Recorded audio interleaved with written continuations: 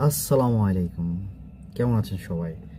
আজকে আমি কথা বলবো S24 আলট্রা, যেটা স্যামসাং কোম্পানি 2015 সাল থেকে 2023 সাল পর্যন্ত সবগুলো ডিসপ্লে কার্ভড, মানে একটু বাঁকা।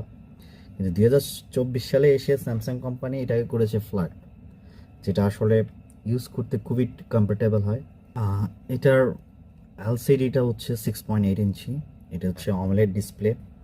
এবার ব্যাটারি ব্যাকআপ অনেক শোচনীয় করে দিয়েছে, কারণ আইও টিউন করছে ব্যাটারি ব্যাকআপ হেলথটা।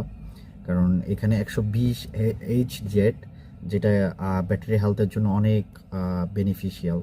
ব্যাটারি হেলথ রয়েছে 5000 mAh, যেটা খুবই খুবই আপনার ব্যাটারিকে অনেক স্বচ্ছনীয় রাখে। এটা টাইটানিয়াম করেছে স্যামসাং কোম্পানি, অনেক স্ট্রং করেছে। আর এটাতে একটাও বেনিফিট, আরেকটা জিনিস হচ্ছে, সেটা হচ্ছে এটাতে স্ক্র্যাচ হবে না।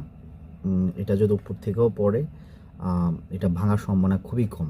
হ্যাঁ, আর একটা বিশেষ জিনিস হচ্ছে ফিঙ্গারপ্রিন্ট এত স্মুথভাবে করেছে, যেটা আপনি টাচ করার আগেই এটা ওপেন হয়ে যাবে। S24 আলট্রার রিভিউ প্রায় শেষে, কারণ স্যামসাং কোম্পানি S25 নিয়ে আসতেছে।